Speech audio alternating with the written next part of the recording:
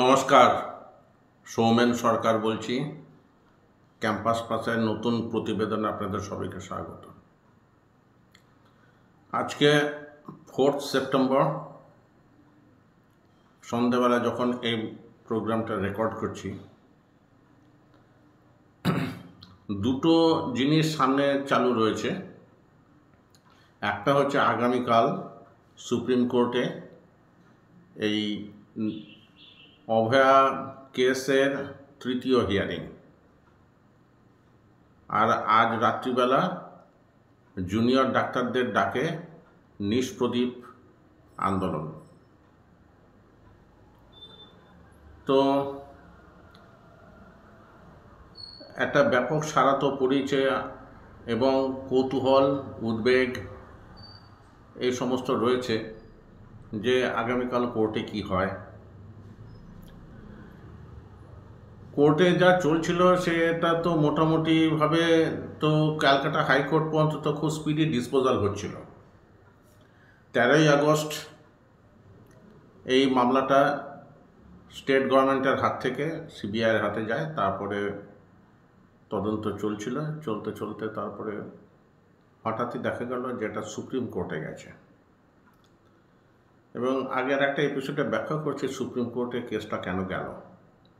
এখন supreme court যেহেতু suo motu ব্যাপারটা টেক আপ করেছেন, অতএব সেখানে স্টেক হোল্ডারদের সংখ্যাটা, যেটাকে ল্যাঙ্গুয়েজে বলা হচ্ছে ইন্টারভেনার, কোর্টের নিজস্ব একটা পক্ষ যারা এই মামলাটা শুরু করেছেন, এবং তার সঙ্গে রয়েছেন যে যাদেরকে উদ্দেশ্য করে এই ব্যাপারটা, অর্থাৎ কিনা স্টেট গভর্নমেন্ট এবং central government through solicitor general, এর মধ্যেখানে রয়েছেন ইন্টারভেনার, অর্থাৎ কিনা আরও অন্যান্য যাদের যে সমস্ত স্বার্থ সংশ্লিষ্ট রয়েছে। তা এদের মধ্যে 1 নম্বরে আছে নির্যাতিতা, যাকে ঘিরে এই গোটা ব্যাপারটা, এবং তারপরে যে মেডিকেল ফ্র্যাটার্নিটি, তারা নানা রকম দাবি দাওয়া জানিয়েছিলেন, বা সুপ্রিম কোর্ট নিজেও ঠিক করেছেন যে তাদের জন্য একটা ন্যাশনাল টাস্ক ফোর্স তৈরি করা হবে যারা সিকিউরিটি প্রোটোকল করবে। তা এই প্রসিডিংসটা দেখতে দেখতে মনে হচ্ছিল যে কোথায় যেন আরজি করের যে মেইন ইস্যুটা সেটা একটু ব্যাকসিটে চলে যাচ্ছে, সামনে চলে আসছে এই national task force. National task force বা তার যে ব্যাপার ট্যাপারগুলো, সেগুলো তো অত্যন্ত গুরুত্বপূর্ণ, কিন্তু একই সঙ্গে যদি সব কিছু শোনা হয় তাহলে মূল যে ব্যাপারটা সেটা কিছুটা পরিমাণে হলেও কিন্তু গুরুত্ব আপাতভাবে কমে যায়। তো যাই হোক, তো এই গুরুত্ব কমাটা যদি একটু ভালো করে দেখা হয় তাহলে দেখা যাবে যে পশ্চিমবঙ্গ থেকেও কিন্তু এর গুরুত্ব হ্রাসের একটা ব্যাপার কিন্তু অলরেডি চালু ছিল। কিরকম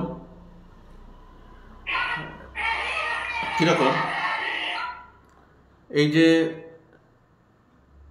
মেয়েরা রাত দখল করো একটা ডাক দেয়া হয়েছিল। একজন রিসার্চ স্কলার, প্রেসিডেন্সি ইউনিভার্সিটির একজন রিসার্চ স্কলার রিমঝিম সিনহা, তিনি এই ডাকটা দিয়েছিলেন, অন্তত সোশ্যাল মিডিয়াতে যেটা দেখা যায়।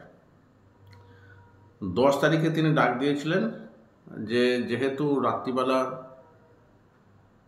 সেই অভাগিনী মেয়েটির যে ট্র্যাজেডি ঘটেছিল তার প্রতিবাদ জানাতে রাতটাকেই তারা বেছে দিয়েছিলেন, এবং বলাই বাহুল্য কি পরিমাণ মানুষ তাতে অংশগ্রহণ করেছিলেন।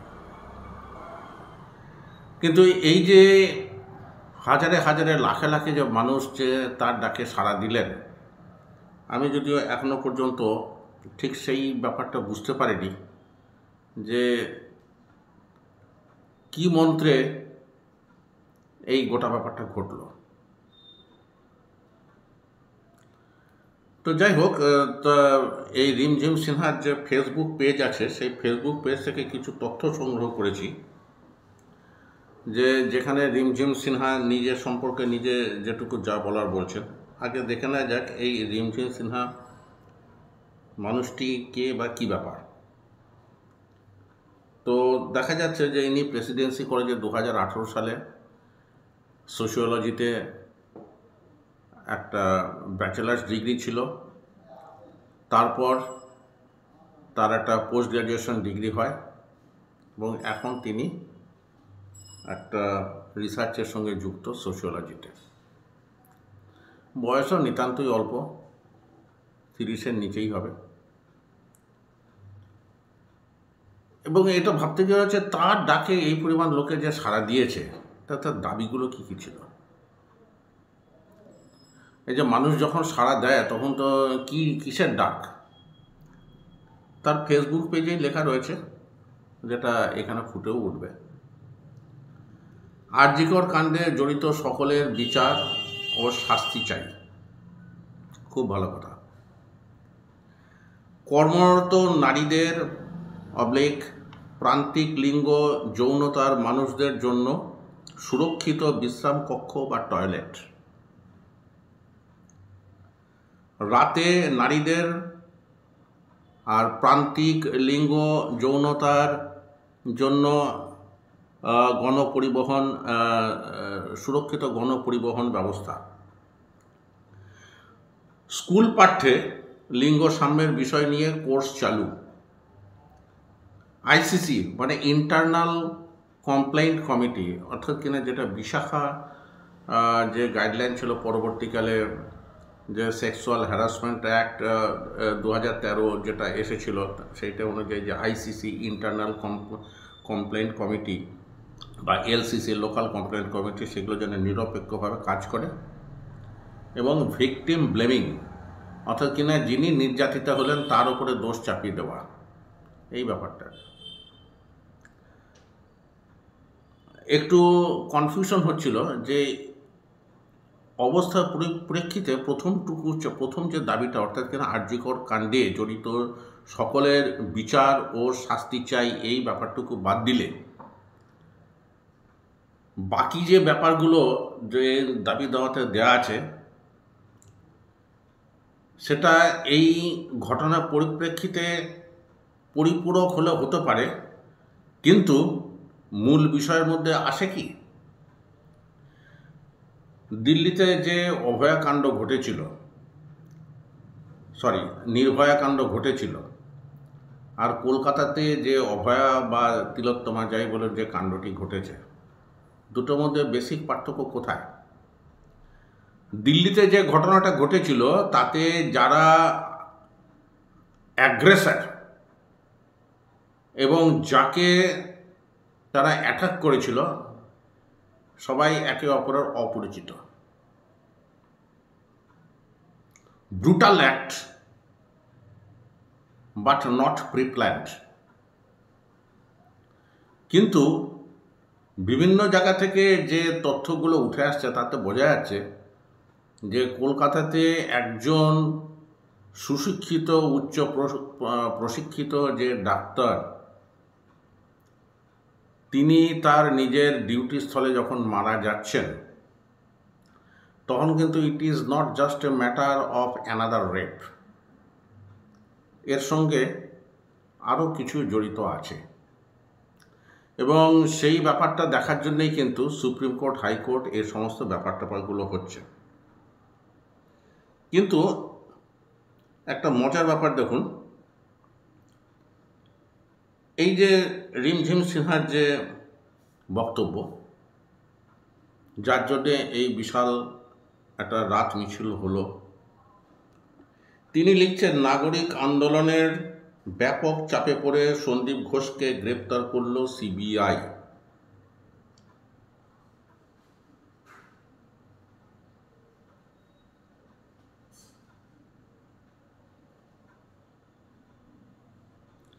আচ্ছা, সিবিআই কি গণ আন্দোলনের চাপে কাউকে অ্যারেস্ট করে? যদি অ্যারেস্ট করেই থাকে বা করেছে তো বটেই, তাহলে নির্দিষ্ট তথ্য এবং প্রমাণ সাপেক্ষে তারা একজনকে অ্যারেস্ট করে এবং তাকে বিচারের সামনাসামনি দাঁড় করিয়ে দেয়। সিবিআই তো রেগুলার থানা পুলিশের ব্যাপার না যে চাপে পড়ে কাউকে অ্যারেস্ট করে নিয়ে আসবে। একজন রিসার্চ স্কলার যখন এই কথাটা লেখেন যে নাগরিক আন্দোলনের চাপে পড়ে সন্দীপ ঘোষকে গ্রেপ্তার করলো সিবিআই, তখন ব্যাপারটার মধ্যে তো একটা কনফিউশন তো আসেই যে তিনি কি এটা জেনে বলছেন না না জেনে বলছেন। রিসার্চ করা যেহেতু সেই জন্য বলতে হবে যে তিনি অনেক কিছুই জানেন। আচ্ছা, তারপর আরেকটা দেখুন, তার কথায় কথায় কিন্তু অরাজনৈতিক একটা ব্যাপারের ওপর তার একটা গুরুত্ব রয়েছে। তিনি চান যে তার সমস্ত কিছু অরাজনৈতিক হোক। একদিক থেকে ভালো,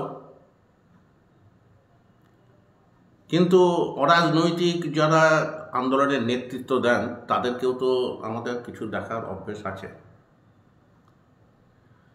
যেমন দিল্লিতে 2012 সালে যে ইন্ডিয়া এগেনস্ট করাপশন হয়েছিল, সেখান থেকে তো আমরা অরবিন্দ কেজরিওয়ালকে দেখেছিলাম। আর কাকে দেখেছিলাম? কিরণ বেদিকে। শুরুতে সবাই বলছে যে অরাজনৈতিক অরাজনৈতিক, পরবর্তীকালে দেখা গেল কে কতটা অরাজনৈতিক। আর 2 নম্বর জিনিস হচ্ছে এই যে মেয়েরা রাত দখল করে এই যে ক্যাম্পেইনে সবথেকে বড় অ্যাডভান্টেজ ছিল কোনো পলিটিক্যাল পার্টির দিক থেকে কিন্তু কোনো বিরোধিতা ছিল না, নিঃশব্দ সমর্থন ছিল।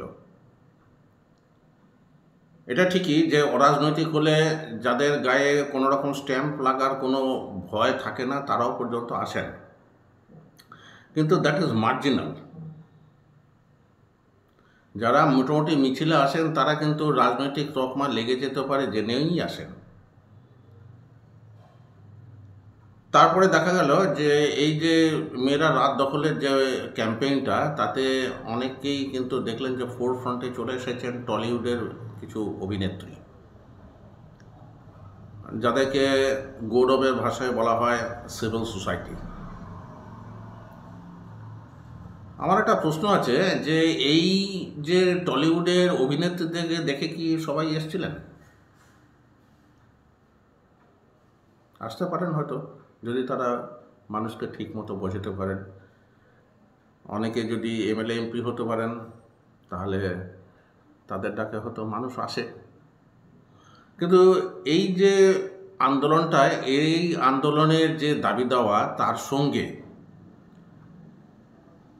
এই আন্দোলনে এই ব্যাপারের সঙ্গে অন্যান্য যারা স্টেক হোল্ডার, অর্থাৎ ডাক্তারবাবুদের যে দাবি দাওয়াগুলো ছিল সেগুলো যদি তুলনা করা হয়, এই যে রিমঝিম সেনা বলছে আমার এই বক্তব্য সব জায়গাতে ছড়িয়ে দিন, কথায় কথায় উনি বলছেন ছড়িয়ে দিন, আমি এই করলাম, আমি সেই করলাম। করেছেন তো দেখতেই পাচ্ছি, তার অনেক ভিডিও তার ফেসবুক পেজে রয়েছে, এমন না যে নেই, খেটেছেন। কিন্তু গ্রেটা থুনবার্গ যদি একটা মডেল হয়ে থাকে, বা রাজনৈতিক নেত্রীদের মধ্যেও যে আরও অন্যান্য আছে, আমি কোনো নাম নিয়ে কিন্তু তাকে তুলনা করতে চাইছি না, এই কারণে যে রাজনৈতিক নেতাকে কিন্তু অনেক কিছু মেনটেন করে চলতে হয়। তাদের যে দাবি দেওয়া এবং এই রিমঝিম সিনহাদের যে দাবি দেওয়ার মধ্যে কমন একটাই হচ্ছে আর.জি. কর কাণ্ডে জড়িত সকলের বিচার ও শাস্তি। রাজনৈতিক নেতারা বা ডাক্তারবাবুরা অনেক ক্ষেত্রেই অনেকের অপসারণ চেয়েছেন, বা পদত্যাগ চেয়েছেন, বা বরখাস্ত চেয়েছেন। রাজনৈতিক যারা মানসিকতার মানুষ বা যারা রাজনৈতিক আন্দোলনে চেয়েছেন তারা তো অতি অবশ্যই সরকার বিরোধী কথা বলবে, এর মধ্যে কোনো ভুল নেই। কিন্তু এই যে মেয়েরা রাত দখল করো, এই যে রিমঝিম সিনহাদের যে আন্দোলন, তাতে বলা হচ্ছে আমরা কারো কিন্তু কোনো পদত্যাগ চাইতে আসেনি। স্কুলের পাঠ্য বইয়ে লিঙ্গ সাম্যের বিষয় নিয়ে কোর্স চালু করার দাবিতে তারা রাতে মিছিল করেছেন। আইসিসিগুলোকে নিরপেক্ষ স্বচ্ছ, আইসিসি তো কাদের জন্যে? যারা চাকরি করে তাদের জন্য, আর যারা চাকরি করে না।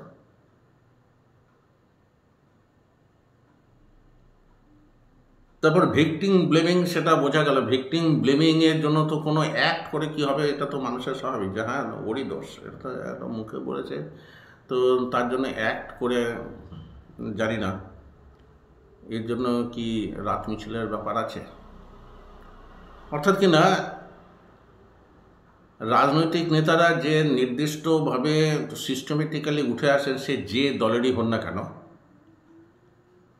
তাদের কাছ থেকে কিন্তু এই ধরনের যারা ডাক দেন, সবাই তো গ্রেটা থুনবার্গ হবেন না, কিছু কিছু মেধা পাটকর হবেন,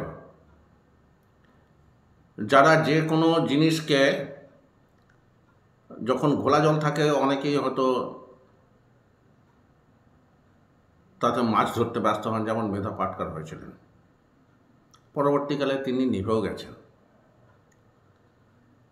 আবার যারা যারা ঠিক ততটা হননি, মাঝে মাঝে তাদেরকে দেখা যায়। আবার কেউ কেউ হয়তো রাজনীতিতে ঢুকে পড়েছেন। অমিতাভ বচ্চনকে একবার জিজ্ঞাসা করা হয়েছিল, 1984 সালের সময় হবে, তুমি কি ইলেকশনে দাঁড়াবে? সানডে পত্রিকার তরফ থেকে, তখন সানডে পত্রিকা ছিল।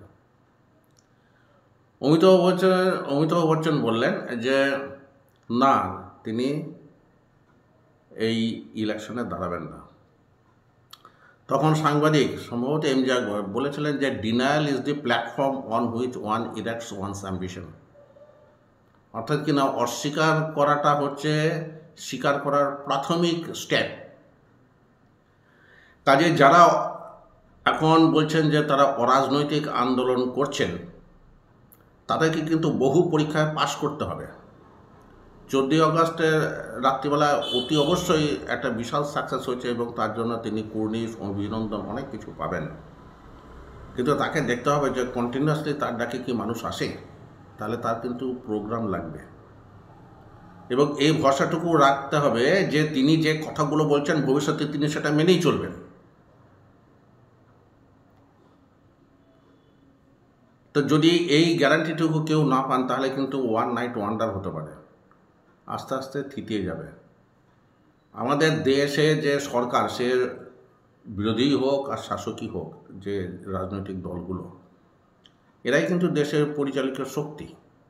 ইলেকশন কমিশন, সেখানে অরাজনৈতিক ব্যক্তিদের হয়তো ভোটাধিকার আছে, কিন্তু তাদের তো অরাজনৈতিক হলে তো তার তো ভোটে দাঁড়ানোর তো কোনো ব্যাপার উঠছে না। আজকে বিরোধী দল আছে বলেই কিন্তু সরকার পক্ষ, এটা একটা কনস্টিটিউশনালি এটা একটা চেক অ্যান্ড ব্যালেন্স সিস্টেম আছে। অরাজনৈতিক হলে সরকার কিন্তু বেশ কিছুটা হালকা বোধ করতে পারেন যে যাই হোক আমার দিকে অ্যাটাকটা আসবে না, তার কারণটা হচ্ছে এর সঙ্গে ভোটের ইমপ্লিকেশন নেই। কাজেই যতক্ষণ পর্যন্ত জিনিসটাকে অরাজনৈতিক রাখা যায়, ততক্ষণ পর্যন্ত একটা সার্টেন স্টেজ পর্যন্ত হয়তো এটা গুরুত্ব আছে। অরাজনৈতিক থাকলে অনেক ক্ষেত্রে হয় কি যে চাপটা বৃদ্ধি পায়, আবার অনেক ক্ষেত্রে শাসকের পক্ষে চাপটা কিন্তু হালকা হয়ে যায়। এখন যিনি এই অরাজনৈতিক যে ডাকটা দিচ্ছেন, এখন এটা প্রমাণ করার দায়িত্ব তার যে অবজেক্টিভ অনুযায়ী তিনি এটা করছেন না আন্দোলনের অভিমুখটা সম্পর্কে তার কিছু, মানে তিনি চাইছেন যে আন্দোলনটা মোটামুটি এইভাবে হোক। এই যে মানে তিলোত্তমা যে মারা গেল, যে তাকে খুন করা হলো, এর জন্য মানে তার কিন্তু খুব একটা বেশি শব্দ কিন্তু কোথাও ব্যাক হয়েছে। উই ওয়ান্ট জাস্টিস, এটা তো সবাই বলছে। বিচারটা করতে গেলে যারা যারা দোষী আছে তাদের জন্য দ্বিতীয় কোনো শব্দ কিন্তু তিনি এখানে খুব একটা করেছেন বলে আমার মনে হয় না। বরং কিনা ডাক্তারবাবুরা, যে জুনিয়র ডাক্তাররা যে আন্দোলন করেছেন, তারা তো in the thick of business, তারা তো জানেন যে কোথায় কোথায় কী হচ্ছে বা না হচ্ছে। তো এই যে রিমঝিম সিনহা, তো তাদের কাছে গিয়ে তো একটু শুনতে পারতেন। তো সোশিওলজিতে কাজ করেছেন, তো তার তো দরকার ছিল যে আরও ক্রস সেকশন অফ সোসাইটির সঙ্গে কথা বলে, মানে উনি যখন ডাক দিয়েছিলেন সেই ডাকের কিন্তু মোটেই বিরোধিতা করছে, প্রশংসা করছে, অভিনন্দন জানাচ্ছে। কিন্তু ব্যাপারটা হচ্ছে যে তার পরবর্তীকালে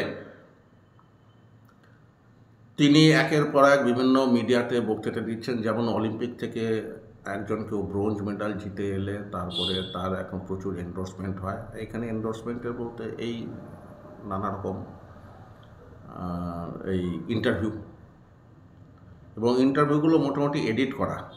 শুধু তিনি যেটুকু বলেছেন, কোন প্রশ্নের পরিপ্রেক্ষিতে তিনি কি বললেন না বললেন সেটা কিন্তু এইখান থেকে তেমন কিছু বোঝা যাচ্ছে না। শুধু এটুকুই বোঝা গেল যে পিতৃতান্ত্রিক দল হিসাবে বিজেপির প্রতি তার একটা বিতৃষ্ণা আছে। সিপিএম দলের শাসনকালেও বিয়েরা যে অত্যন্ত নিরাপদ ছিল, ব্যাপারটা মোটেই তা না। কিন্তু গোটা ব্যাপারটাতে মনে হলো যে তার সঙ্গে কিন্তু শাসক দলের কোথাও কোনো রকম, এই যে চ্যানেলে যখন বিভিন্ন আলোচনা সভা বসে, শাসক দলের কারোর সঙ্গে কিন্তু তার কখনো কোনো রকম মত পার্থক্য হতে দেখিনি। নিজে থেকে যেটুকু যা বলছেন, সবার বিচার চাই, এটা তো সবাই বলছে। তিনি অতিরিক্ত কি বললেন? এত কথা তার জন্যে ব্যয় করার একটাই কারণ, সেটা হচ্ছে যে তার এক ডাকে যে পরিমাণ মানুষ রাস্তায় নেমে এসেছিলেন, সেটা তার ব্যক্তিত্বের কারণে না তার বক্তব্যের কারণে, না মিডিয়া এবং সমস্ত রাজনৈতিক দলের অকুণ্ঠ সমর্থনের কারণে, এই ধাঁধাটা কিন্তু এখনো সলভ করা যায়নি। যদি তিনি ঠিক মতো করে চলতে পারেন, ভবিষ্যতে হয়তো তিনি অতি অবশ্যই একজন সেই ধরনের নেত্রী হয়ে উঠবেন যার দিকে অন্যায় হওয়া যে কোনো ভারতীয় তাকাবে। কিন্তু আমাদের অভিজ্ঞতা তো ভালো না। অরাজনৈতিক বলতে বলতে কখন যে মানুষ রাজনৈতিক হয়ে যায় অথবা অদৃশ্য হয়ে যায়, মানে যে আন্দোলনের পরিপ্রেক্ষিতে বলছে তারা আর সিনে থাকেন না। দেখা যাক ভবিষ্যৎ কেমন। আপাতত আমার যাদের আকর্ষণের বিন্দুতে কিন্তু এই রিমঝিম সিনহারা নেই। ডাক্তারবাবুরা বা সাধারণ জনগণ কিভাবে জিনিসটাকে দেখছেন সেটাই। মোহনবাগান ইস্টবেঙ্গলের যে ডার্বি ম্যাচ যে হয়নি, সেখানেও কিন্তু একটা বিশাল মিছিল হয়েছিল, এবং সেটা প্রশাসনের দিক থেকে যত রকমের প্রতিকূলতা হয়, সব প্রতিকূলতাকে জয় করেই কিন্তু সেই ব্যাপারটা ঘটেছিল। রিমঝিম সিনহাদের ক্ষেত্রে কিন্তু সেই ধরনের কোনো প্রতিকূলতা, প্রশাসনিক যে প্রতিকূলতা, সেটা ফেস করতে হয়নি। সেটা তার একটা অ্যাডেড অ্যাডভান্টেজ ছিল। তো ডিসঅ্যাডভান্টেজিয়াস কন্ডিশনে বা হোস্টিলিটির সম্মুখীন হলে তার আন্দোলন কেমন থাকে সেটাও তো দেখতে হবে। তো তবে তার ফেসবুক থেকে মনে হচ্ছে তিনি আপাতত এখন এই নানা রকম প্রেস এবং বাইট দিতেই তিনি ব্যস্ত,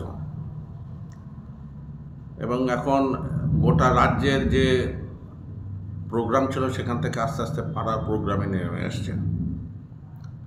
আমি জানি না এটা রেগুলার ম্যাটার হতে যাচ্ছে কিনা, না হলে ভালো, কিন্তু যদি হয় তাহলে ব্যাপারটাতে একটুখানি মনক্ষুণ্ণ হওয়ার ব্যাপার তো থাকবেই। আশা জাগিয়েও কেউ যদি আশা পূরণ করতে না পারে, তার জন্য রইল অকুণ্ঠ শুভেচ্ছা। তিনি মহিলাদের যে দাবি দাওয়া নিয়ে লড়াই করছেন, জয়যুক্ত হন। কিন্তু তিনি যদি মনে করে থাকেন যে তিনি সবার বিশ্বাস এখনই অর্জন করতে পেরেছেন, ব্যাপারটা হয়তো তা নয়। এপিসোডটা এখানেই শেষ করি। কেমন লাগলো জানাবেন।